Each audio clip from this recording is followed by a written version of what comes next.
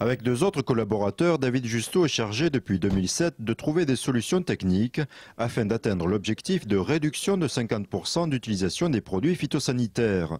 Pour cela, il s'appuie sur des parcelles d'essai au sein de 12 fermes partenaires. Et sur cette parcelle, on demande aux agriculteurs de n'utiliser les phytos qu'en dernier recours. Parallèlement, on teste également des techniques particulières sur des essais annuels. Par exemple, on va tester du désherbage mécanique, on va tester des surdensités de colza. David Justo travaille également avec le réseau Fermes Cofito. Ces fermes mènent des recherches au niveau de l'exploitation en entier et pas seulement sur des parcelles. Nous, le travail qu'on fait sur les parcelles vient alimenter le travail qui est réalisé sur les fermes Cofito. Ça permet de voir la faisabilité, notamment au niveau de l'organisation du travail, de tout ce qu'on peut tester sur une parcelle.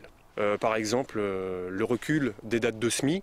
Sur une parcelle, c'est une chose facile à mettre en œuvre. Sur une exploitation, c'est beaucoup plus compliqué parce que parfois les surfaces sont importantes et on ne peut pas retarder la date de semis sur l'ensemble des parcelles.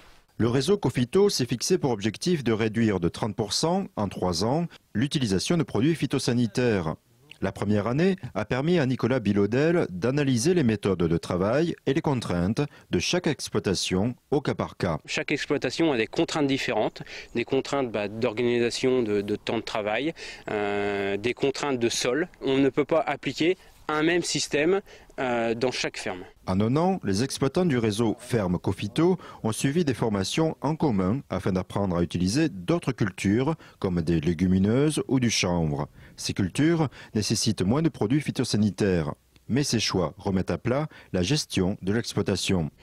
Quand on veut modifier nos rotations, on intègre de l'orge de printemps, on intègre du tournesol pour gérer un peu mieux les mauvaises herbes et puis réduire les produits phytosanitaires, parce que le tournesol et l'orge de printemps par exemple, c'est des cultures qui sont peu exigeantes en produits phytosanitaires, mais du coup on touche à l'économie et on touche aussi aux filières derrière.